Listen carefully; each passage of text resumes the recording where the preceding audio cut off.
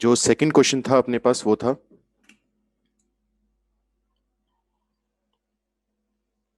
कि x square mode x का square plus mode x plus one, ये अपने को चाहिए था ग्रेटर देन जीरो। तो यहां पर हम क्या बोलेंगे कि देखो मोड एक्स में क्या है, क्वाड्रेटिक है। तो एक बार के लिए हम मोड एक्स को वाई के बराबर एज्यूम कर लेंगे, तो ये बन जाएगा वाई का square plus y plus one greater than zero. अब इस क्वाड्रेटिक के बारे में एक अच्छी बात है, यहाँ पर वाई वो फंक्शन वाला वाई नहीं है, ये सिंपल इनइक्वालिटी सोल्व कर रहे हैं अपने।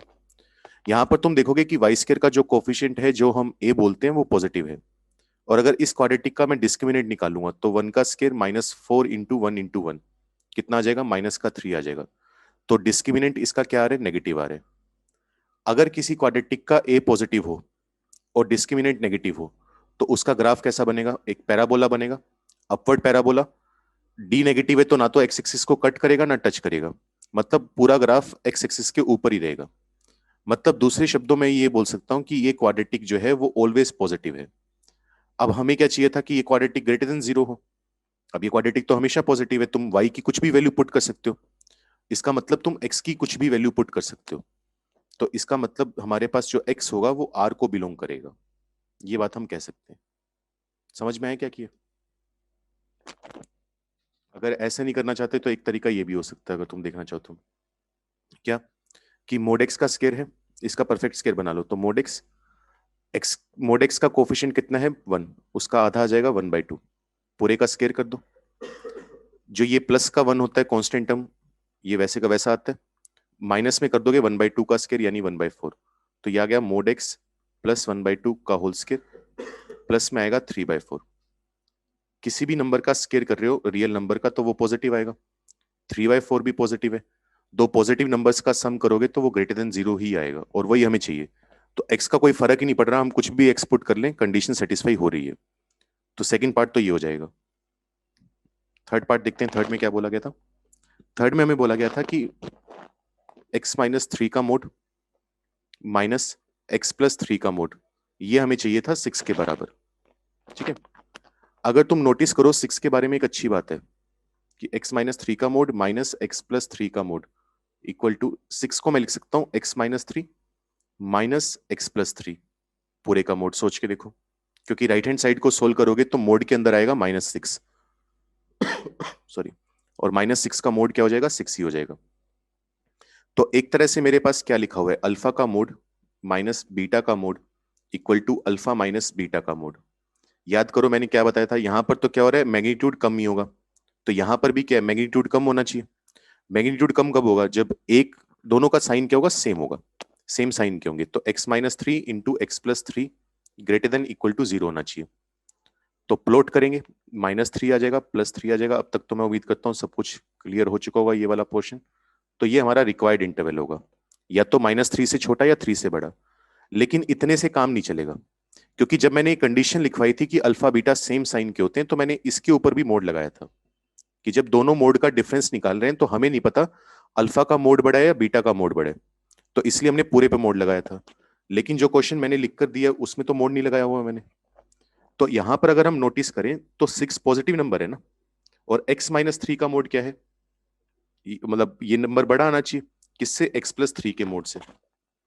क्योंकि पहले वाला नंबर बड़ा होगा, उसमें से छोटा नंबर माइनस करोगे तभी सिक्स जो कि एक पॉजिटिव नंबर है वो आ पाएगा। तो इसका मतलब क्या हुआ कि एक्स माइनस थ्री का मोड एक्स प्लस थ्री के मोड से बड़ा आना चाहिए, या इक्वल भी आ सकता है। अगर एक्सट्रीम केस की बात करें, इक्वल तो चलो नहीं होगा, ठीक है, इससे बड़ा होगा। तो एक्स माइनस थ्री का मोड एक्स प्लस थ्री के मोड से बड़ा कब होगा, ये तभी हो पाएगा जब एक्स का डिस्टेंस थ्री से ज्यादा हो। तो सोच के देखो, अगर तुम थ्री से इंफिनिटी लोगे, एक मिनट रुको, अगर तुम थ्री से इंफिनिटी की तरफ लोगे तो क्या होगा, थ्री से डिस्टेंस कम होगा, माइनस थ्री से डिस्टेंस ज्यादा होगा, तो वो तो गलत हो जाएगा। लेकिन अगर तुम माइनस थ्री के इस तरफ लोगे लेफ्ट में, तो जितनी दूर जाओगे लेफ्ट में जाओगे, थ्री से डिस्टेंस ज्यादा बड़ा आएगा as compare to minus three. तो सिर्फ ये वाला जो इंटरवल है माइनस इन्फिनिटी से लेकर माइनस थ्री, वो हमारे काम का होगा। ठीक है, तो वैसे तो alpha into beta greater than equal to zero हमने वो कंडीशन लगाई है, लेकिन वो यहां पर सफिशिएंट नहीं है क्योंकि पूरे के ऊपर मोड नहीं था।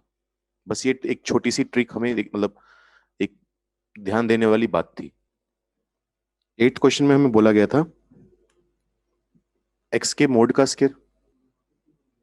यहां पर हम क्या करेंगे, मोड x को y मान लेंगे, y square minus 7y plus 10 greater than 0, ये आ जाएगा। फैक्टर बनाएंगे तो y minus 2 y minus 5 greater than 0। Number line पर प्लॉट करेंगे तो ये 2 आएगा, यहाँ पर 5 आएगा। प्लस माइनस प्लस, हमें चाहिए पॉजिटिव वाला पार्ट, तो ये आ जाएगा।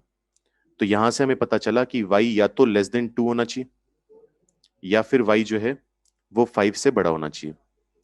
y का मतलब क्या है, मोड x। मोड x या तो 2 से छोटा या मोड x 5 से बड़ा। मोड x 2 से छोटा आ रहा है, इसका मतलब x कहां से कहां तक होगा, -2 से 2 होगा, ये मैंने बताया था, -a to a।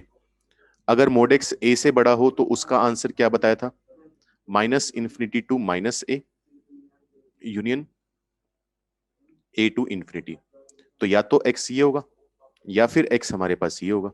तो दोनों का क्या ले लेंगे, यूनियन ले लेंगे, और यूनियन लेके चेक कर बेटा, यही आएगा। अच्छा एक चीज और देख लो यार, वो हो सकता है कि किसी का डाउट ना रह जाए।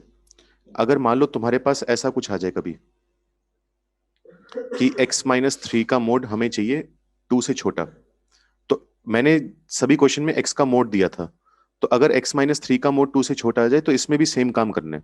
कि मैंने क्या कहा था कि जिस नंबर का मोड है वो कहां से कहां तक होगा, -a से a होगा। तो x-3 का मोड है, तो इस बार हम बोलेंगे x-3 -2 से 2 होगा। बिल्कुल वैसे ही इनइक्वालिटी सोल्व करनी है। बस पहले x का मोड था तो x पर कंडीशन आती थी, अब x-3 का मोड है तो x-3 पर आएगी। अब x-3 से अगर मुझे x पर पहुंचना हो तो मुझे क्या करना पड़ेगा, 3 ऐड करना पड़ेगा। तो मैं यहां पर भी क्या करूंगा, हर जगह 3 ऐड। तो -2 में 3 ऐड करेंगे तो कितना बन जाएगा, 1।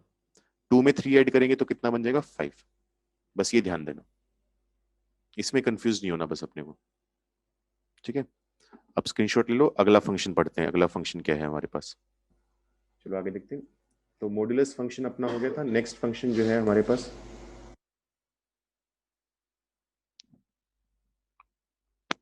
7th था अपना। अब आता है अपने पास सिग्नम फंक्शन। जैसे मोड एक्स को लिखने का तरीका क्या होता है, अपने पास एक्स लिखो उसके आगे पीछे डंडे लगा दो, वैसे ही सिग्नम को लिखने का तरीका होता है SGN X। ठीक है, ये जो है ये टुकड़ों में काम करता है। इसकी जो डेफिनेशन है वो इस तरीके से लिखी जाती है कि तुम ये देखोगे कि इसके अंदर जो इनपुट है जो एक्स है वो क्या है। अगर एक्स 0 से बड़ा होगा तो सिग्नम वैल्यू देगा 1। अगर एक्स की वैल्यू 0 होगी तो सिग्नम 0 वैल्यू देगा। अगर एक्स की वैल्यू नेगेटिव होगी तो सिग्नम -1 वैल्यू देगा। इसका बस इतना सा काम है। इसी को लिखने का एक तरीका ये भी होता है हमारे पास कि तुम इसे कह सकते हो कि अगर x 0 नहीं है तब तो सिग्नम x की वैल्यू क्या आएगी, मोड x अपॉन x, या x अपॉन मोड x, दोनों लिख सकते हो, एक ही बात है। अगर x 0 के बराबर है तो इसकी वैल्यू आएगी 0। ठीक है, बस ये सिंपल सी ये चीज है। कुछ एग्जांपल देख लेते हैं अपने। अगर एग्जांपल की बात करें, मान लो सिग्नम √2 - 1 की बात करूं, तो तुम्हें कुछ ध्यान नहीं देना, तुम्हें ये देखना है कि √2 - 1 पॉजिटिव है या नेगेटिव है। √2 - 1 क्या होगा, 0.414 पॉजिटिव है, तो सिग्नम हमें कितनी वैल्यू देगा, 1। अगर मान लो मैं बोल दूं सिग्नम माइनस का पाई, तो तुम्हें देखना है अंदर जो नंबर है -पाई वो नेगेटिव है। अगर x नेगेटिव तो सिग्नम क्या वैल्यू देगा, -1। अगर मैं तुम्हें बोल दूं सिग्नम ln1, मान लो ये बोल दिया log 1, तो तुम जानते हो log 1 की वैल्यू हमेशा 0 आती है। 0 सिग्नम के अंदर है तो सिग्नम क्या वैल्यू देगा, 0। बस इतना काम करना है अपने को। ठीक है, ये काम हुआ। अब बात करते हैं इसके डोमेन रेंज वगैरह उन सब की, आसान सा काम है। डोमेन क्या है, डोमेन तुम यहां पर देख सकते हो कि तुम x की कुछ भी वैल्यू पुट कर सकते हो, पॉजिटिव 0 नेगेटिव, हमें कहीं पर कोई गड़बड़ नहीं आने वाली। 0 से भी दिक्कत नहीं है, क्योंकि जब मैं मोड x अपॉन x लिख रहा हूं तो मैं x को 0 नहीं पुट कर सकता। x ≠ 0 हमने मेंशन किया है, 0 के लिए 0 अलग वैल्यू है। तो डोमेन तो कितना आ जाएगा, R आ जाएगा। बात करते हैं रेंज की। तुम देख सकते हो कि सिग्नम 2-3 वैल्यू ही ले पा रहे हैं, कौन कौन सी, 1, 0 और -1। तो रेंज आ जाएगी -1, 1 और 0। तो यहां पर इंटरवल ना लिखकर हम क्या लिखेंगे, जो हमारा सिंपल सेट होता है, -1, 1, 0, सिर्फ ये वैल्यू ले पाएगा। ये इसकी रेंज है। कोडोमेन हमें कभी बताना नहीं होता, कोडोमेन सवाल वाला खुद बताएगा। ठीक है, सॉरी। ये तो बात हुई इसका। अगर हम फॉर्मूला लिखें, अब मान लो इसका ग्राफ बनाना हो, वो भी बनाना बहुत आसान है। वो भी देख लेते हैं क्या बनेगा। ठीक है, अभी हम सिर्फ डोमेन रेंज की बात करेंगे। जब हम वन वन ऑन टू पढ़ लेंगे या पीरियोडिक फंक्शन पढ़ लेंगे, तब धीरे धीरे उनकी बात भी करना चालू कर देंगे। तो यहां पर क्या बनेगा इसका ग्राफ। अब देखो हो क्या रहा है, जब x ग्रेटर देन जीरो है, x ग्रेटर देन जीरो मतलब positive x axis, positive x axis में इसकी वैल्यू हमेशा कितनी है, वन है। मतलब y की वैल्यू हमेशा क्या आएगी, वन आएगी। मतलब ऐसी सी एक लाइन बन जाएगी हमारे पास, y equal to one, horizontal line. फिर तुम देख सकते हो कि अगर x नेगेटिव है तो सिग्नम x की वैल्यू क्या है, -1। y इक्वल टू -1 भी क्या होगी, एक हॉरिजॉन्टल लाइन होगी। किसकी तरफ, नीचे की तरफ। लेकिन वो सिर्फ काम करेगी नेगेटिव x एक्सिस में। तो नेगेटिव x एक्सिस में लाइन बनेगी तो कुछ ऐसी बन जाएगी।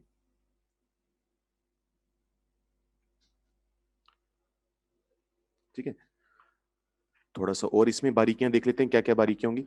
x इक्वल टू जीरो पर क्या वैल्यू है, जीरो। मतलब पॉइंट क्या मिलेगा, 0,0, ये वाला पॉइंट जो ये हमने बड़ा सा बनाया। 0,0 ये वाली वैल्यू होगी। अच्छा, वन वैल्यू कब मिलनी चालू हुई, जब x जीरो से बड़ा हुआ।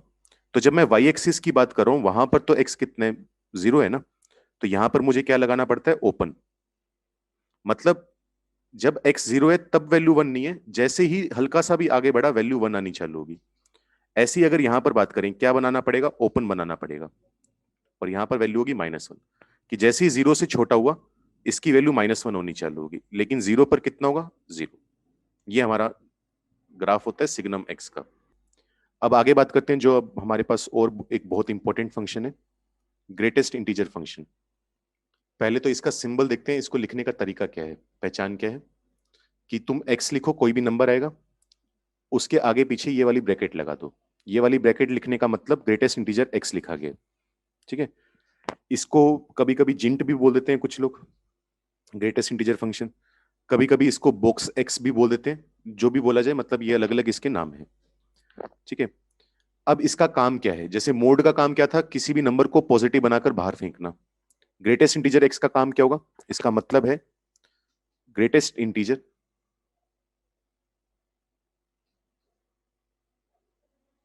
इक्वल टू और लेस देन एक्स। इसका ये काम है। जैसे इसके छोटे से एग्जांपल देखते हैं कुछ। जैसे मान लो मैं तुम्हें बोल दूं 2.4, तो 2.4 का ग्रेटेस्ट इंटीजर निकालना है या जिंट निकालना है या 2.4 का बॉक्स निकालना है, कुछ भी वैल्यू। तो तुम ये देखोगे कि 2.4 इंटीजर है या नहीं है। तो 2.4 तुम्हें पता है इंटीजर नहीं है। अब तुम देखोगे इससे जस्ट छोटा इंटीजर क्या है। हाँ, काफी लोगों के तो आंसर भी आ गए सही। तो 2.4 से जस्ट छोटा इंटीजर क्या होगा, 2 होगा। वैल्यू 2 आ गई। मान लो मैं बोल दूं 1.9। अब वैसे तो तुम ड्रॉपर के हो, तुम पहले सुन चुके होगे, बताना मेरे फर्ज है। लेकिन कुछ बच्चे यहाँ पर गलती ये कर देते हैं कि आसपास वाला ढूंढ लेते हैं कि 1.9 से फिर 2 चलेंगे। आसपास वाले से मतलब नहीं हमें। 1.9 इंटीजर नहीं है, तो इससे जस्ट छोटा इंटीजर क्या होगा, 1 होगा। अच्छा, अगर 7 की बात करें तो कितना आएगा। हाँ बिल्कुल सही, 7 खुद इंटीजर है तो 7 आ जाएगा।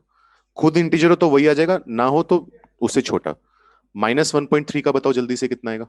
बहुत बढ़िया, ये भी सब सही बता रहे हैं, -2 आएगा। क्यों, -1.3 इंटीजर नहीं है, तो -2 इससे छोटा इंटीजर होगा। गलती करके -1 नहीं बोल देना, क्योंकि -1 -1.3 से बड़ा होगा। और लास्ट वाले का बता दो, जैसे मान लो अगर मैं तुम्हें बोल दूं -पाई, -पाई का कितना होगा, -पाई का होगा -4, क्योंकि -3.14 है, उससे छोटा -4। और एक, चलो एक और, -2 का, इसका कितना आएगा, इसका आएगा -2, है ना, क्योंकि -2 खुद इंटीजर है। तो ये इसका काम हुआ। अब बात कर लेते हैं इसकी जो बेसिक प्रॉपर्टीज हैं, डोमेन, रेंज, ये सब कुछ। तो जल्दी से बताओ, डोमेन तुम्हारे हिसाब से क्या होना चाहिए। डोमेन क्या होना चाहिए, ऑल रियल नंबर्स, कुछ भी आ सकते हैं।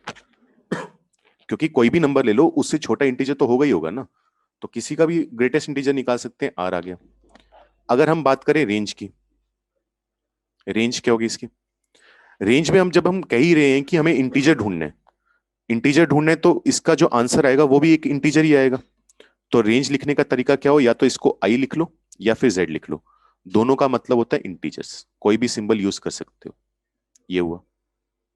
ठीक है, अब इसके ग्राफ की बात करते हैं, क्योंकि जो दूसरा तरीका है इसको रिप्रेजेंट करने का वो देख लेते हैं कि क्या तरीका हो सकता है।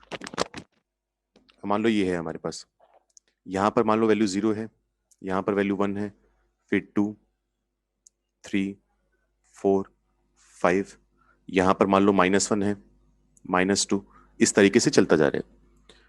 तो सोच के देखो, अगर मैं 0 से 1 के बीच में बात करूंगा, ठीक है, ध्यान से देखना क्या बोल रहे हैं, 0 से अगर 1 के बीच में बात करें तो 0 का ग्रेटेस्ट इंटीजर कितना आएगा? 0 ही आएगा, क्योंकि 0 खुद इंटीजर है। अब मैं 0 से 1 के बीच में कोई भी नंबर ले लूं, जैसे मान लो 0.99999 भी ले लूं, तो उसके लिए छोटा इंटीजर कौन होगा? 0 ही होगा। तो 0 से 1 के बीच में तो इसकी वैल्यू लगातार कितनी आएगी? 0 आएगी। 1 पर आएगा ओपन। 1 पर ओपन क्यों आएगा? क्योंकि 1 का ग्रेटेस्ट इंटीजर निकालोगे तो वो जंप मार के कहां तक पहुंचेगा? 1 तक। ठीक है, ये आ गया। इसके बाद अगर तुम 1 से 2 तक की बात करो, 1 से 2 के बीच में इसकी वैल्यू हमेशा कितनी रहेगी? 1 रहेगी। क्यों रहेगी 1? क्योंकि मान लो 1.9999 भी ले लिया हमने, तो 1.999 से भी जस्ट छोटा इंटीजर क्या होगा? 1 ही होगा। तो इसकी वैल्यू आ जाएगी 1। जैसे ही हम 2 पर पहुंचेंगे, ये ध्यान रखना, ये क्लोज्ड है, ये ओपन है, जैसे ही हम 2 पर पहुंचे ये जंप मारकर वैल्यू ले लेगा 2। अब 2 से 3 के बीच में बात करेंगे तो इसकी वैल्यू लगातार कितनी रहेगी? 2 रहेगी। जैसे ही 3 पर पहुंचे इसने जंप मारकर वैल्यू ले ली 3। 3 से 4 के बीच में कितनी रहेगी? 3 रहेगी। 4 पर जंप मार के आ जाएगा प्लस का 4। इस तरीके से काम चलता जाएगा। ठीक है, सेम आता रहेगा। अब ऐसी -1 से 0 के बीच में बात करें, -1 पर वैल्यू कितनी होगी? इसकी -1, क्योंकि -1 खुद इंटीजर है। -1 से 0 के बीच में इसकी लगातार वैल्यू आएगी 0। जैसे ही 0 पहुंचा जंप मारकर ऊपर जा चुके। -2 पर इसकी वैल्यू होगी -2।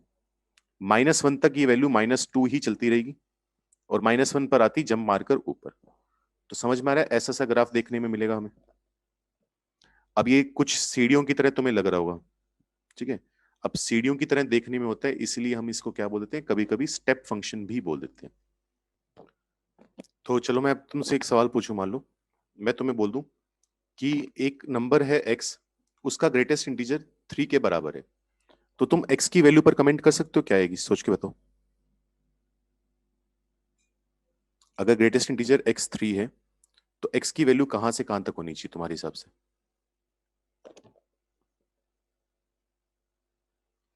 नहीं अंजलि, 2 to 3 नहीं होगी।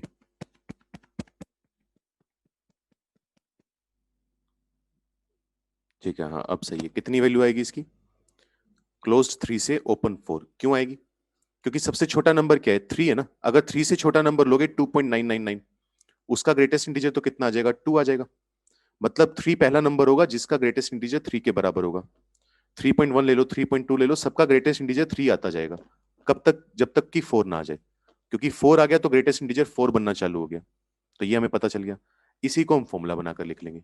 तो पहली प्रॉपर्टी अपने पास क्या आ जाती है कि अगर ग्रेटेस्ट इंटीजर x n के बराबर है, और यहां पर ऊपर ही हम लिख लेंगे n क्या है? एक इंटीजर है, हमें बार बार ना लिखना पड़े, पॉजिटिव नेगेटिव फर्क नहीं पड़ता। तो ग्रेटेस्ट इंटीजर x अगर n के बराबर है तो x की जो वैल्यू होगी वो n से लेकर n+1 के बीच में होगी।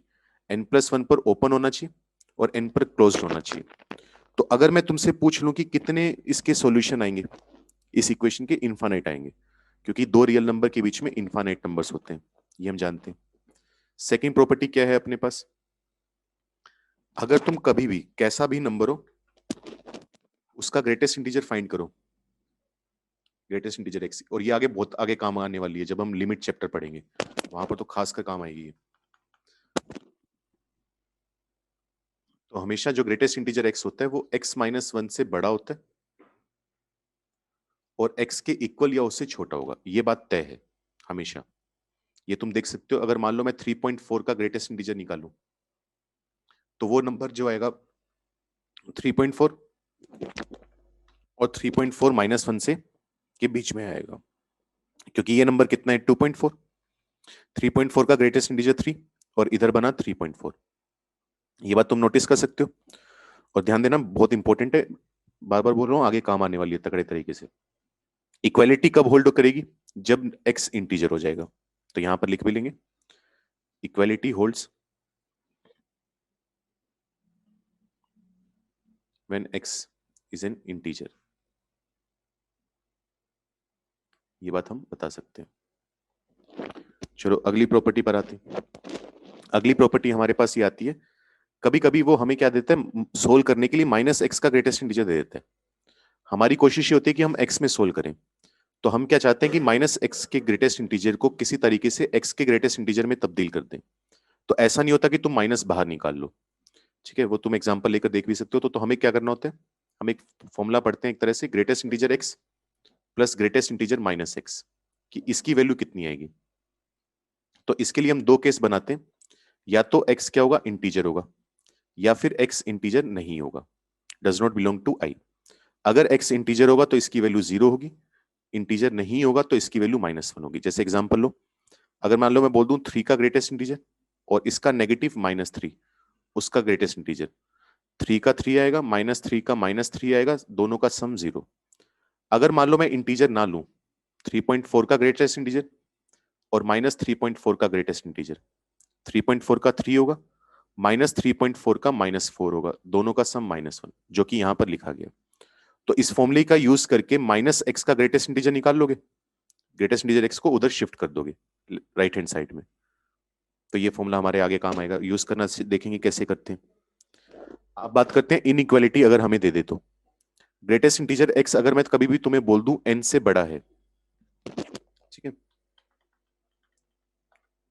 अगर हम बोल दें ग्रेटेस्ट इंटीजर एक्स की वैल्यू एन से बड़ी आ रही है, तो इसका सॉल्यूशन क्या आएगा, और ध्यान देना इक्वल टू भी है, तो इसकी जो वैल्यू आती है वो आती है x belongs to n to लेकर इंफिनिटी।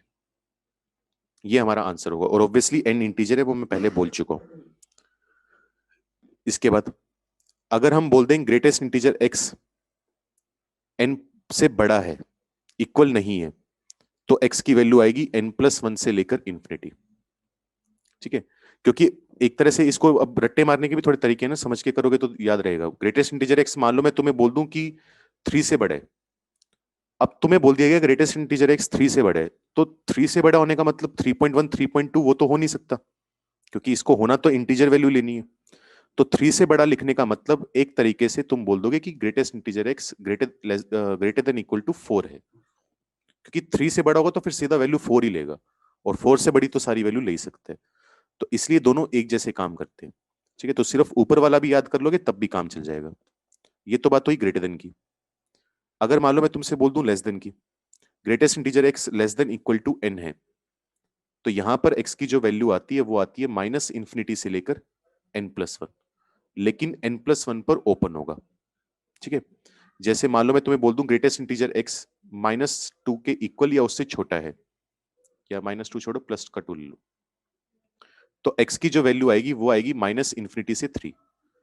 क्योंकि अगर तुम 3 से जस्ट छोटा नंबर भी लोगे 2.999, उसका भी ग्रेटेस्ट इंटीजर कितना होगा, 2 होगा, 2 के इक्वल हो सकता है। 3 पर आती दिक्कत आ जाएगी, ठीक है, तो ध्यान देना ये वाली बात।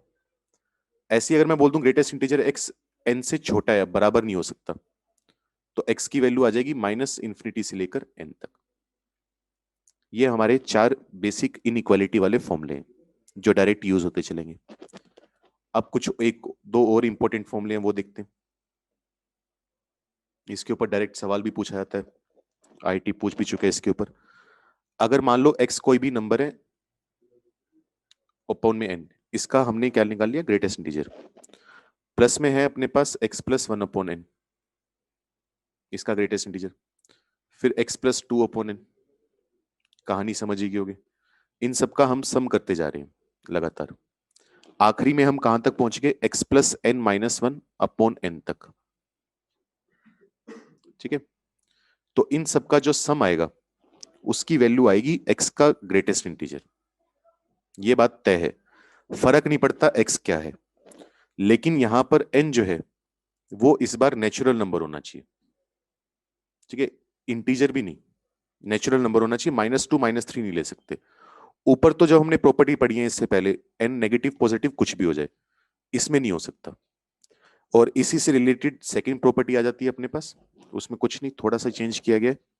मान लो x का ग्रेटेस्ट इंटीजर हो, प्लस में है x+1/n का ग्रेटेस्ट इंटीजर, प्लस में है x+2/n का ग्रेटेस्ट इंटीजर, और ये चलता जा रहा है अपने पास x+2 n-1 अपॉन n का ग्रेटेस्ट इंटीजर।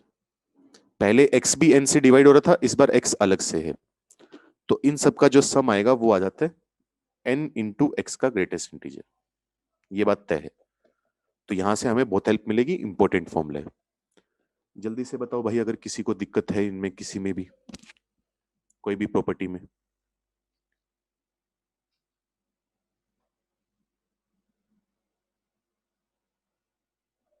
और प्रॉपर्टीज अपने को याद करनी पड़ेंगी, प्रॉपर्टीज नहीं याद होंगी फिर सवाल ही नहीं लेंगे, मतलब भूल ही जाओ।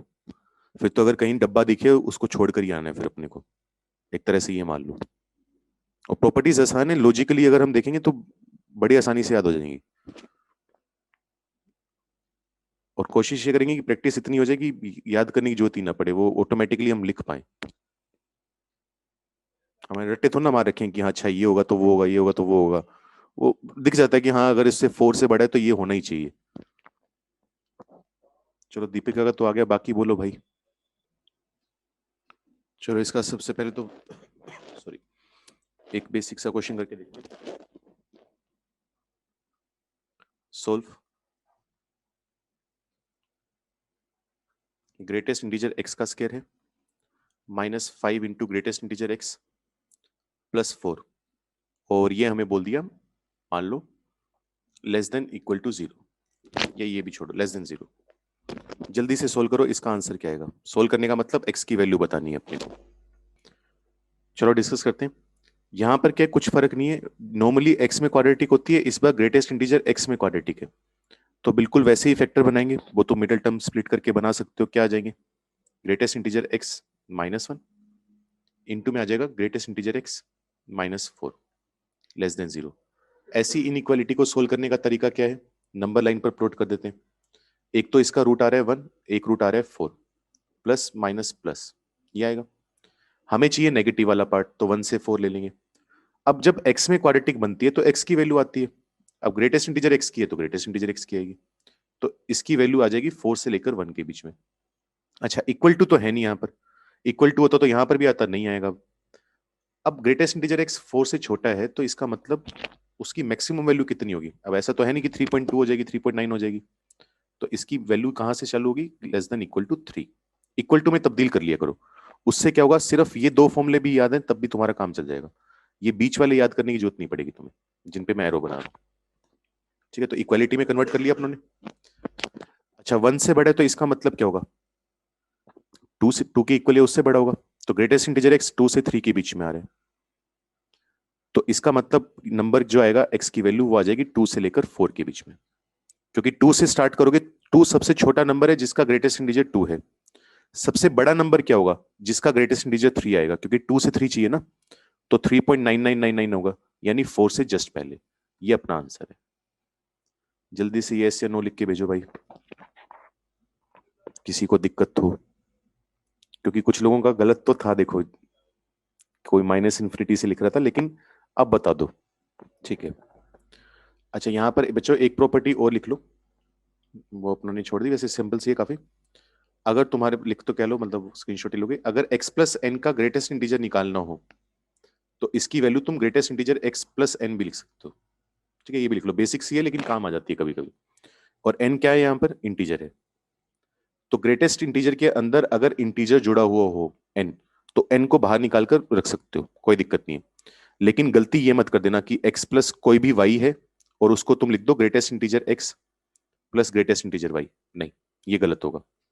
जैसे एग्जांपल ले सकते हो 2.4 और 1.3 या 1.8, अगर इनका ग्रेटेस्ट इंटीजर निकालें और तुम इसको लिख दो 2.4 का ग्रेटेस्ट इंटीजर और 1.8 का ग्रेटेस्ट इंटीजर, तो गलत आ जाएगा, क्योंकि 2.4 प्लस 1.8 कितना आएगा, 4.2, उसका 4 आएगा, 2.4 का 2, 1.8 का 1, सम करोगे तो 3 आएगा, तो ऑब्वियसली अलग आ रहा है। ये तभी काम कर सकता है जब n इंटीजर हो। ठीक है, चलो एक और क्वेश्चन लिख के देखते हैं।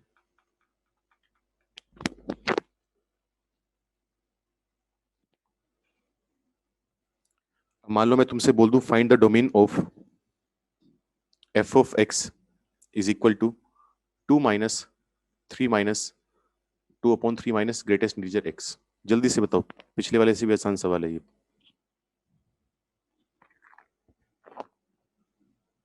चलो बाकी लोग सोल्व करो, मैं इतनी देर आदित्य का डाउट क्लियर कर दूं। देख बेटा कुछ नहीं, और बाकी सोल्व करते रहो इतनी देर। हमारे पास नॉर्मली एक्स में क्वाड्रेटिक होती है, यहाँ पर क्या है, बस जहां जहां एक्स आता है वहां वहां ग्रेटेस्ट इंटीजर एक्स आ रहा है। तो पहला स्टेप तो हमारा वही होगा, फैक्टर बनाने वाला, मिडल टर्म स्प्लिट करके। ज्यादा दिक्कत आए तो नॉर्मली कभी कभी आ जाती है बच्चों को, तो ग्रेटेस्ट इंटीजर एक्स को वाई मान लेना बेटा। तो वाई मानेगा तो ये बन जाएगा y square minus 5y+4 less than 0। Factor बनाएगा y-1 y-4 लेस देन 0।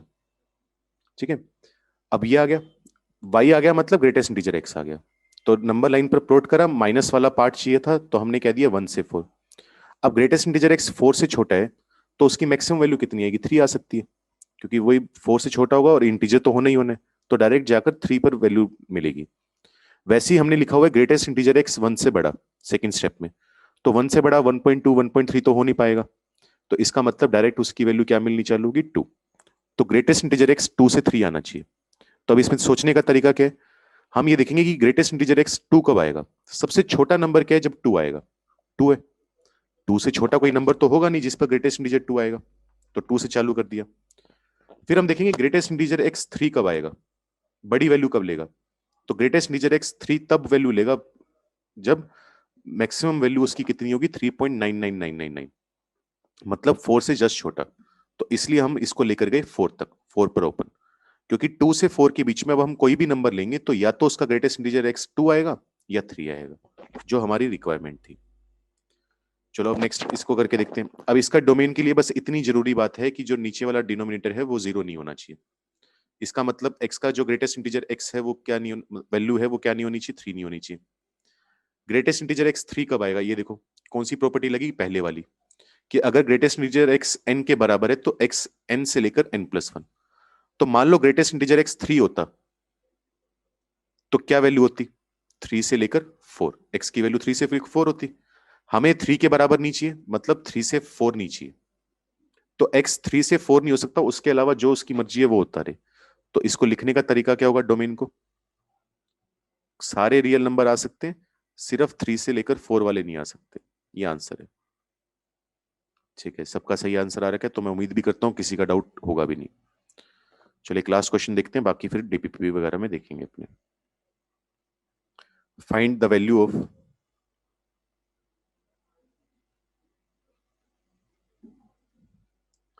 यहां पर हमारे पास है 1/2 का ग्रेटेस्ट इंटीजर, प्लस में है 1/2 प्लस 1/1000 का ग्रेटेस्ट इंटीजर, प्लस 1/2 प्लस 2/1000 का ग्रेटेस्ट इंटीजर। ये कहानी चलती जा रही है, और ये कहानी चल रही है 1/2 प्लस 999/1000 का ग्रेटेस्ट इंटीजर। जल्दी से बताओ इसकी वैल्यू कितनी आएगी। ऑब्वियसली प्रॉपर्टी लग रही है, कौन सी लग रही है, जो ये स्टार वाले नीचे वाला स्टार है, फर्स्ट वाली या सेकंड वाली। हमें, हमारे पास प्रॉपर्टी लग रही है सेकंड वाली। अगर इसमें तुम ध्यान दो तो पहले x है, x का ग्रेटेस्ट इंटीजर, जो x का काम कौन कर रहा है, 1/2, फिर 1/n जोड़ा, 2/n जोड़ा, 3/n जोड़ा। तो एक तरह से इस प्रॉपर्टी में हमारे पास x की वैल्यू हमने पुट करी है 1/2 और n की वैल्यू हमने पुट करी है 1000। ठीक है, सॉरी, यहां पर ये मत करना कि n को 1/1000 ले लिया, 1/n 1/1000 है तो n 1000 होगा। अब इसकी वैल्यू हम जानते हैं कितनी है, सम n x का ग्रेटेस्ट इंटीजर, n कितना है अपने पास 1000, x कितना है 1/2, दोनों को मल्टीप्लाई करके बॉक्स निकाल लिया, कितनी वैल्यू आ गई, 500। ये अपने पास आंसर है बस। ठीक है, सबका ही आ गया लगभग लगभग। साक्षी मुझे लग रहा है तूने वही दिक्कत गलती करी है कि n को 1/1000, तो बच्चे वो ध्यान रखना 1/n 1/1000 है। ठीक है, ये आ जाएगा। और ये क्वेश्चन तुम्हारा आंसर होमवर्क है, डीपीपी के साथ भी सवाल मिलेंगे, लेकिन कुछ कुछ क्लास में भी देता चलूंगा मैं जो टॉपिक से डायरेक्ट रिलेटेड होंगे। तो फाइंड द वैल्यू ऑफ, इस बार है तुम्हारे पास मान लो 1/3 या 1/2 ही ले लेते हैं, या 1/4 ले लो, चलो 1/4 का ग्रेटेस्ट इंटीजर, 1/4 प्लस 1/100 का ग्रेटेस्ट इंटीजर। ये कहानी चलती जा रही है, 1/4 प्लस 2/100 का ग्रेटेस्ट इंटीजर, और इसको हम लेकर गए हैं इस बार 1/4 प्लस, और यहां पर तुम मान लो 150 अपॉन 100 तक, ये आ गया।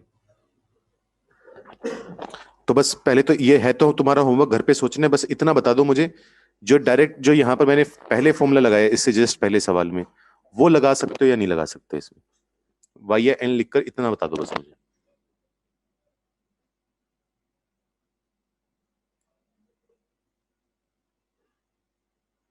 ठीक है, बिल्कुल सही बात है। डायरेक्ट तो नहीं लगा सकते, इनडायरेक्टली वो तुम्हारे, तुम्हें सोचना है कि लगेगा या नहीं लगेगा, मैं उस पर कोई कभी कमेंट नहीं कर रहा। डायरेक्टली तो नहीं लग पाएगा, क्यों नहीं लग पाएगा? क्योंकि हमें 1/n से चालू करके n-1/n तक जाना होता है, तो n का काम यहाँ पर कौन कर रहा है? 100 कर रहे हैं। तो जैसे यहाँ पर 1000 था तो 999 तक गए थे, यहाँ पर 100 है, अगर 99 तक जाता तो हमारी औकात में था, हम कर लेते, हमारा फॉर्मूला लग जाता। लेकिन 99 से वो चला गया 150 तक, वहां पर इसने गड़बड़ कर दी, तो अब डायरेक्ट फॉर्मूला तो नहीं लगेगा। कोशिश करना मॉडिफाई करके करने की, या जैसे भी तुम्हारा मन करे। ठीक है, नेक्स्ट क्लास में कल डिस्कस करेंगे अपने इसको। तो स्क्रीनशॉट ले लो या नोटबुक में कहीं लिख लो, आगे बढ़ते हैं। तो ये था अपने पास ग्रेटेस्ट इंटीजर एक्स, 8वां फंक्शन। नाइन्थ अपने पास जो होता है वो होता है फ्रैक्शनल पार्ट फंक्शन, वो इसी से रिलेटेड ही है बस अपने पास। इसका सिंबल क्या है? नंबर लिखो और उसके आगे पीछे करली ब्रैकेट लगा दो बस। अब इसका काम क्या है? इसका काम यह है, इसकी वैल्यू कैसे निकालते हैं फ्रैक्शनल पार्ट की, कि जो नंबर अंदर लिखा गया उसमें से इसका ग्रेटेस्ट इंटीजर माइनस कर दो। अगर वो माइनस कर दोगे तो फ्रैक्शनल पार्ट आ जाएगा, क्योंकि बेसिकली हम ये बोलते हैं कोई भी नंबर है, जैसे सपोज करो 7.4 है, वो दो हिस्सों से मिलकर बना है, एक तो उसका इंटीजर पार्ट है 7, जिसको हम ग्रेटेस्ट इंटीजर बोल देते हैं, और बाकी जो डेसिमल के बाद है 0.4, तो ये इंटीजर पार्ट, ये फ्रैक्शनल पार्ट, ये हम बोल देते हैं। वही सेम काम हम यहां पर करना चाहते हैं, नंबर में से उसका ग्रेटेस्ट इंटीजर माइनस करके। ठीक है, कुछ वैल्यूज निकाल कर देख लेते हैं एग्जाम्पल के तौर पर। तो अगर मैं मान लो तुम्हें बोल दूं 2.4 का फ्रैक्शनल पार्ट, जल्दी से बताओ कितना आएगा? 2.4 का आ जाएगा 0.4। कैसे? जो डेसिमल के बाद है बस वो उठाकर लिख दो। अगर मान लो मैं तुमसे बोल दूं 3.96, इसका फ्रैक्शनल पार्ट कितना आएगा? इसका आ जाएगा 0.96। ठीक है, सही बात है बिल्कुल।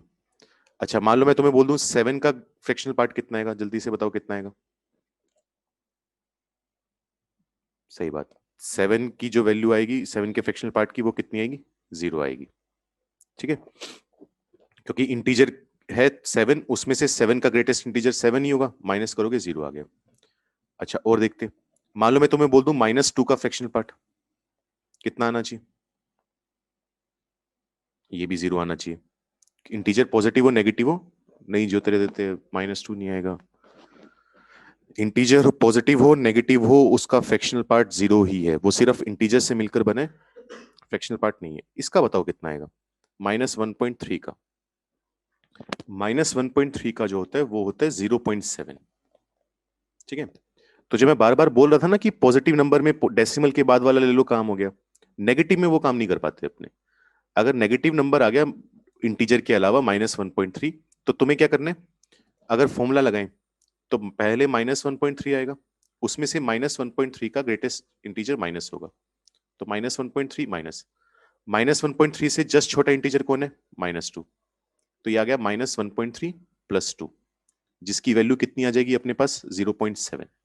तो ये तरीका होगा, या तुम सिंपल कर लो, जुगाड़ लगा लो, नेगेटिव नंबर है, अगर 1.3 होता तो हम आंसर लिखते 0.3, नेगेटिव है तो उसको 1 में से माइनस कर दो। जैसे अगर मान लो मैं तुम्हें बोल दूं कि भाई -3.16 है, इसका बताओ कितना आएगा? तो तुम क्या बोलोगे? अगर माइनस ना होता तो हम आंसर बोलते 0.16। ठीक है, अब माइनस लगा हुआ है तो क्या कर देंगे? 1 - 0.16, तो आंसर इसका कितना आ जाएगा? 0.84। जैसे तुम करना चाहो, फॉर्मूला ये है, डेफिनेशन अपनी ये होगी, निकालने का तरीका ये। अब यहां पर हम क्या बोलते हैं?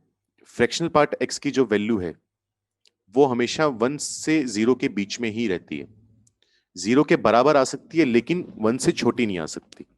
इसके पीछे का कारण देखते हैं। मैंने अभी थोड़ी देर पहले क्या बताया था? ग्रेटेस्ट इंटीजर एक्स जो है वो एक्स के या तो बराबर होगा या x-1 से छोटा होगा। सही बात है। मैं 3 नंबर है, x-1, greatest integer x, x, ये 3 नंबर है, मैं इन सब में से x माइनस कर देता हूँ, कर सकते हैं, कोई दिक्कत नहीं है। x -1 में से x गया -1, इधर करेंगे तो greatest integer x minus x less than equal to x minus x यानी 0। तो -1 sorry less than greatest integer x minus x less than equal to 0, सबको माइनस से मल्टीप्लाई कर देते हैं इंटू -1, तो ये बन जाएगा 1 greater than x minus greatest integer x greater than equal to 0। ये हमारे पास कंडीशन आ जाती है सिंपल सी। तो यहां से हमें पता चला x minus greatest integer x यानी फ्रैक्शनल पार्ट x हमेशा 0 से 1 के बीच में होगा, पॉजिटिव होगा, या कह लो नॉन नेगेटिव होगा। 0 के इक्वल हो सकता है लेकिन 1 के इक्वल नहीं हो सकता, ये बात ध्यान रखना। तो ये प्रॉपर्टी हो गई अपने पास एक। अब बात करते हैं इसके डोमेन वगैरह की। अगर मैं इसके डोमेन की बात करूं, अगर किसी भी नंबर का ग्रेटेस्ट इंटीजर निकाल सकते हैं तो उसका फ्रैक्शनल पार्ट भी निकाल सकते हैं, तो डोमेन कितना आ जाएगा r। अगर हम बात करें इसकी रेंज की, रेंज जैसा कि मैंने अभी बोला फ्रैक्शनल पार्ट x कहां से कहां तक आएगा, 0 से 1 के बीच में, तो वही इसकी रेंज हो जाएगी 0 से 1, 1 पर ओपन और 0 पर क्लोज्ड। ये हमारे पास रेंज आई। इसके बाद क्या पढ़ेंगे अपने, इसका ग्राफ। तो अब इसका ग्राफ बनाने के लिए हमें क्या करना पड़ेगा, इसको तोड़ के दिखाना पड़ेगा थोड़ा सा। तोड़कर कैसे दिखाना पड़ेगा, देखो अगर मान लो मैं बात करूं फ्रैक्शनल पार्ट x की, तो कुछ कुछ इंटरवल तोड़कर देखते हैं इसके क्या बनेंगे। जैसे मान लो मैंने शुरू में बोल दिया कि भाई x जो है वो 0 से लेकर 1 के बीच में है, तो अगर x 0 से 1 के बीच में, तो इसकी वैल्यू ये वाला फॉर्मूला देख रहे हैं, देखो डब्बे में जो लिखा हुआ है, जो स्टार बना रहा हूं, तो क्या आएगा x माइनस, अगर x 0 से 1 के बीच में है तो इसका ग्रेटेस्ट इंटीजर कितने हैं, 0 है, तो x माइनस 0 कितना आ जाएगा, x ही आ जाएगा। तो 0 से 1 के बीच में वैल्यू x। मान लो मैं बोल दूं अगर 1 से 2 के बीच में है, तो x तो आएगा, इसमें से माइनस होगा ग्रेटेस्ट इंटीजर x। 1 से 2 के बीच में ग्रेटेस्ट इंटीजर वैल्यू कितनी लेते हैं, 1 लेते हैं, अभी ग्राफ बनाया था उसका। अगर हम x को लें 2 से 3 के बीच में, तो ग्रेटेस्ट इंटीजर x की वैल्यू 2, वो x में से माइनस हो जाएगी।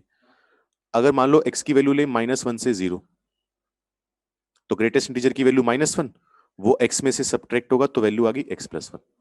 तो ये हर इंटरवल में थोड़ा थोड़ा अपना बिहेवियर चेंज कर रहे हैं, वैल्यू अपनी हल्की हल्की चेंज कर रहे हैं। इसके अकॉर्डिंग हम ग्राफ बना देंगे। जैसे यहाँ पर वैल्यू 0, यहाँ पर वैल्यू 1, यहाँ पर वैल्यू 2, 3, 4, -1, -2। तो देखते हैं ग्राफ कैसा बनेगा इसका। पहले 0 से 1 के बीच में बात करते हैं, तो क्या ग्राफ है x, ठीक है। तो y इक्वल टू एक्स क्या होगा, एक स्ट्रेट लाइन होगी जो 0 पर वैल्यू लेगी 0 और 1 पर कितनी वैल्यू लेगी, 1।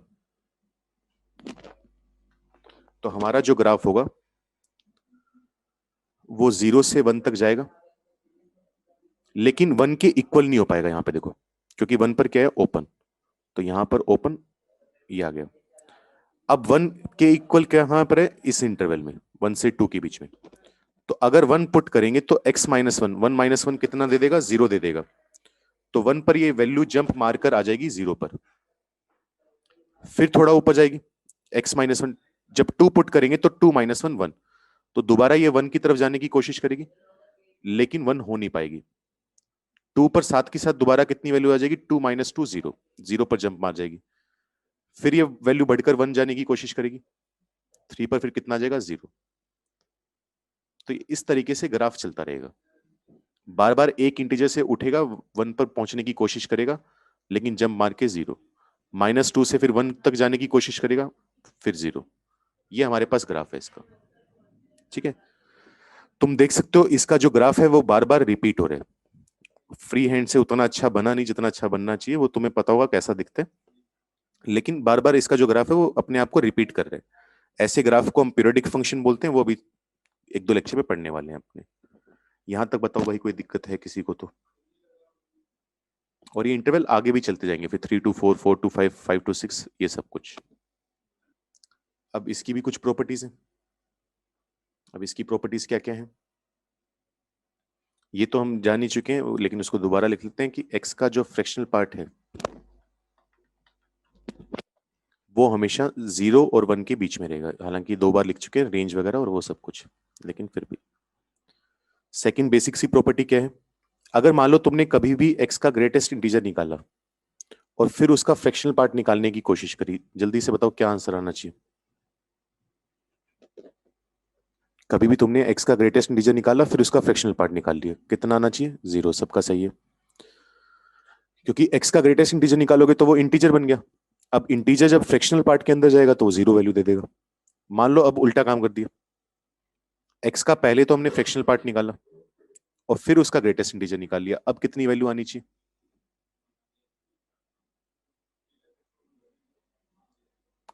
अभी भी 0 आनी चाहिए। कैसे आनी चाहिए? फ्रैक्शनल पार्ट लोगे तो वो वैल्यू ऑटोमेटिकली 0 से 1 के बीच में आ जाएगी। अब 0 से 1 के बीच में कोई भी नंबर आएगा तो उसका ग्रेटेस्ट इंटीजर कितना होगा? 0 ही होगा, ये ध्यान देना। फ्रैक्शनल का इंटीजर पार्ट लोगे या इंटीजर का फ्रैक्शन लोगे, दोनों केस में 0 ही आने वाला है। और देखते, और प्रॉपर्टी इसकी ये है कि मान लो x प्लस एन का तुम्हें फ्रैक्शनल पार्ट निकालना हो तो इसको तुम x का फ्रैक्शनल पार्ट भी बोल सकते हो अगर n इंटीजर है तो।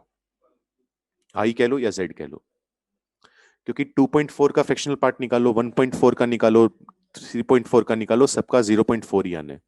तो कोई इंटीजर ऐड हो रखा है नंबर के अंदर या नहीं हो रखा, उससे कोई दूर दूर तक फर्क नहीं पड़ता अपने को।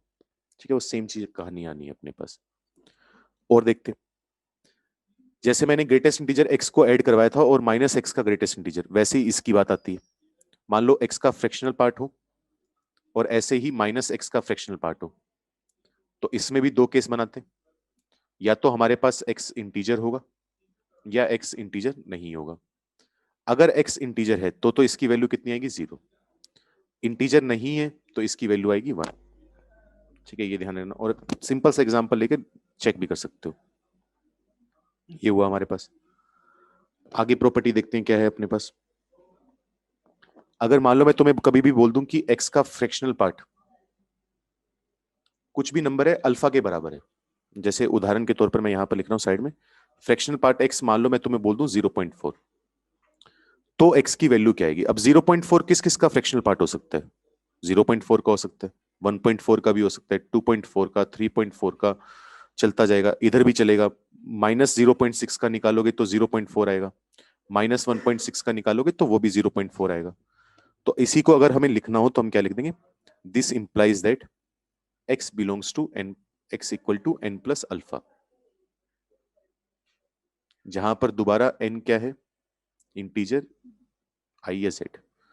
तो n बार बार ऐड करते रहो, x की अलग अलग वैल्यू मिलती जाएगी। जैसे यहां पर भी क्या किया, 0.4 में 0 ऐड किया तो 0.4, 1 ऐड करा तो 1.4, 2 ऐड करा तो 2.4, 3 ऐड किया तो 3.4, -1 भी इंटीजर है, वो ऐड करोगे तो -0.6, -2 ऐड करोगे तो -1.6। तो ये बात का ध्यान रखना कि तुम कोई भी इंटीजर करोगे तो वैल्यू अपनी बार बार रिपीट करता जाएगा। अच्छा, अगर मान लो मैं तुम्हें बोल दूं कि फ्रैक्शनल पार्ट x जो है वो हमारे पास अल्फा से बड़ा है, ठीक है, where alpha is a number in the interval 0 to 1। जल्दी से बताओ इसका आंसर क्या आना चाहिए?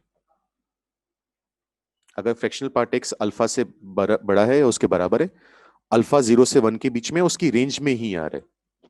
ऐसा नहीं कि हमने बोल दिया फ्रैक्शनल पार्ट x 2 से बड़ा है या 2.7 से बड़ा है। मान लो 0.2 से बड़ा बोल दिया तो उसके लिए x की वैल्यू क्या आनी चाहिए? जल्दी से रिप्लाई करो। हाँ, ये बात बिल्कुल सही है, x i नहीं हो सकता। अच्छा, एक बात और मैं बता दूं, हो सकता है कि तुम कोशिश कर रहे हो अलग तरीके से, अल्फा रहेगा आंसर में, अल्फा को एलिमिनेट करने की कोशिश मत करना, अल्फा आंसर में आएगा। अंजलि, इतना सही है कि एक्स आई नहीं हो सकता, लेकिन और क्या क्या नहीं हो सकता या क्या क्या हो सकता? और भी बहुत सारी चीजें हैं जो नहीं हो पाएगा ये। चलो देखो, मैं एग्जांपल के तौर पे बताता हूँ तुम्हें। जैसे मान लो तुम्हें मैं बोल दूं एक्स का जो फ्रैक्शनल पार्ट है वो सपोज करो मैं तुम्हें बोल दूं 0.2 से बड़ा है। तो इसको करने का तरीका क्या है? तुम सिर्फ 0 से 1 के बीच में ध्यान दो, हम सिर्फ 0 से 1 के बीच में देखेंगे क्या होगा। तो तुम नोटिस करोगे 0 से 1 के बीच में क्या है, फ्रैक्शनल पार्ट x और x दोनों बराबर हैं। ये देखो 0 से 1 के बीच में, कि 0 से 1 के बीच में बात करते हो तो नंबर और उसका फ्रैक्शनल पार्ट एक ही बात होगी, है ना। बार बार बोल रहा हूं, जरूरी है क्योंकि। तो हम यहां पर क्या करेंगे, 0 से 1 के बीच में देखो तो क्या आएगा, फ्रैक्शनल पार्ट x 0.2 से तो बड़ा है, तो 0.2 से चालू होगा, कहां तक जाएगा? 1 तक जाएगा। इतनी बात कहना सही है जितना लिखे। अगर तुम ये इंटरवल लोगे तो उसका फ्रैक्शनल पार्ट 0.2 या उससे बड़ा आएगा, 1 नहीं ले सकते क्योंकि 1 ले लिया तो 0 हो जाएगा और 0 0.2 से बड़ा नहीं होता। तो 0 से 1 के बीच में हमने देख लिया कौन सा इंटरवल काम का है। अब तुम क्या करो, जैसा कि मैंने ये प्रॉपर्टी बताई थी, अब यहां पर देखो फायदे हो जाते हैं प्रॉपर्टीज के। ये प्रॉपर्टी बताइए देखो कि अगर इंटीजर ऐड करो तो फ्रैक्शनल पार्ट को कोई दूर दूर तक फर्क नहीं पड़ता, उसकी वैल्यू सेम आनी चाहिए, है ना। तो इसका मतलब अब हम क्या करेंगे, 0.2 और 1 जो मैंने ये इंटरवल निकाला है उसमें हर जगह n ऐड कर देंगे। तो n प्लस 0.2 से लेकर n प्लस 1, ये हमारा आंसर आ गया। एग्जाम्पल लो, मान लो मैंने n की वैल्यू पुट कर दी 7, तो क्या आएगा 7 प्लस 0.2 7.2 आ जाएगा। 7 प्लस 1 कितना आ जाएगा 8। तो एक इंटरवल मुझे मिला 7.2 से लेकर 8 तक। अब 7.2 से लेकर 8 तक कोई भी नंबर उठा लो, जैसे 7.4 उठा लिया, उसका फ्रैक्शनल पार्ट कितना आएगा 0.4। चेक करो 0.2 से बड़ा है या नहीं, ऑटोमेटिकली बड़ा है। तो इसका मतलब हमें वो सारे इंटरवल चाहिए होंगे। तो इसका आंसर लिखने का तरीका क्या होगा, इसको हम लिखते हैं x belongs to union n plus alpha से लेकर n प्लस 1, यहां पर ओपन, यहां पर क्लोज्ड, यहां पर लिखोगे n बिलोंग्स टू i। ये इसको लिखने का तरीका है। अब इसको लिख क्या दिया हमने रामायण से, कि हमने कहा देखो यहां पर ये तो किया, अगर 0.2 है तो हमने क्या कहा n प्लस 0.2 से लेकर n प्लस 1 तक। अल्फा होगा तो n प्लस अल्फा से लेकर n प्लस 1 तक, पहले क्लोज्ड फिर ओपन, ठीक है। अब n की बहुत सारी वैल्यू आ सकती है ना, 7 8 9 10 कुछ भी वैल्यू पुट कर सकते हो। तो इंटरवल अलग अलग मिलते चलेंगे, जैसे मैंने 7 पुट किया तो 7.2 से 8, अगर मैं 6 पुट करूंगा तो 6.2 से 8, अगर मैं 9 पुट करूंगा तो 9.2 से 10, सॉरी यहां पर 7, 9.2 से लेकर 10। तो ये सारे इंटरवल मेरे काम के होंगे। अब सारे इंटरवल काम के होंगे, उनको जोड़ के रखने का तरीका क्या है कि सबका यूनियन ले लो। तो वो लिखने का तरीका ये होता है, जैसे सिग्मा लिखते हैं ना अपने, sigma r equal to 1 to n, वो कहानी पूरी, वैसे ये यू लिख दिया जाता है n belongs to i। n की वैल्यू डालते रहो, इंटरवल मिलते जाएंगे, सबका यूनियन निकालते चलो। जल्दी से बताओ भाई कोई दिक्कत है तो, क्योंकि अगर लॉजिक समझ में आएगा तभी ये चीज याद रहेगी, नहीं तो अब, और सही बताओ तो मेरे भी याद नहीं है, 5 साल से पढ़ा रहा हूँ लेकिन मुझे भी ये याद नहीं है। जब लिखना होता है उसी टाइम लॉजिक सोचा साथ के साथ लिख दिया, क्योंकि फॉर्मूले इतने याद कर भी नहीं पाओगे। फ्रैक्शनल पार्ट x माइनस 0.2 से बड़ा है तो x की वैल्यूज क्या क्या हो सकती हैं। तो यहां पर तुम बोलोगे x की वैल्यू कुछ भी हो सकती है, फर्क नहीं पड़ता हमें, सारी काम की है। क्योंकि x कुछ भी ले लो उसका फ्रैक्शनल पार्ट 0 से 1 के बीच में आएगा ना। अब 0 से 1 आएगा तो वो नंबर माइनस 0.2 से तो बड़ा ही होगा। तो ये जो लिखा हुआ है कि फ्रैक्शनल पार्ट x माइनस 0.2 से बड़ा चाहिए, तो वो तो हमेशा ही सही है। तो x बिलोंग्स टू r। तो इन केसेस की मैं बात नहीं कर रहा और मैं लिखवाऊंगा भी नहीं प्रॉपर्टीज में। अगर ये आ जाए तो हमें साथ के साथ सोच के हम डायरेक्ट लिख सकते हैं। ठीक है, उम्मीद करता हूँ वो तुम लिख लोगे। तो अब इसकी प्रॉपर्टी की बात करते हैं। अगली प्रॉपर्टी जो है फ्रैक्शनल पार्ट ऑफ x, मान लो मैं तुम्हें बोल दूं अल्फा से छोटा है, सपोज करो where alpha is belongs to the interval 0 to 1। इसका आंसर बताओ जल्दी से, आखिरी प्रॉपर्टी है बस आज की। अगर थक गए तो जल्दी से करो, जितनी जल्दी करोगे उतनी जल्दी फ्री होगे। वही एग्जांपल हो जैसे मैंने लिख के दिखाया था, 0.2 से बड़े का, अब हमें अल्फा से छोटा चाहिए। तो वही चीज है, एग्जाम्पल के तौर पर लेते हैं। जैसे मान लो मैं बोल दूं फ्रैक्शनल पार्ट x इस बार 0.2 या उससे छोटा है, तो 0 से 1 के बीच में इसकी वैल्यू निकाल लो। तो 0 से 1 के बीच में x की वैल्यू क्या आएगी, वो आ जाएगी 0 से लेकर 0.2। सही है, 0 भी हो सकता है 0.2 भी हो सकता है। अब n जोड़ने से फर्क नहीं पड़ता, दोनों तरफ n जोड़ दो, n से लेकर n प्लस 0.2। ये तो बात हुई अगर हम 0.2 की बात करें, लेकिन अगर अल्फा की बात करेंगे तो क्या आ जाएगा, n से लेकर n प्लस अल्फा, दोनों पर क्लोज्ड होगा। n की बार बार वैल्यू डालते रहेंगे तो अलग अलग इंटरवल मिलते रहेंगे। सभी इंटरवल को जोड़ने का तरीका, बाहर u लगाओ, यूनियन n एक इंटीजर है। बस ये आंसर है अपना।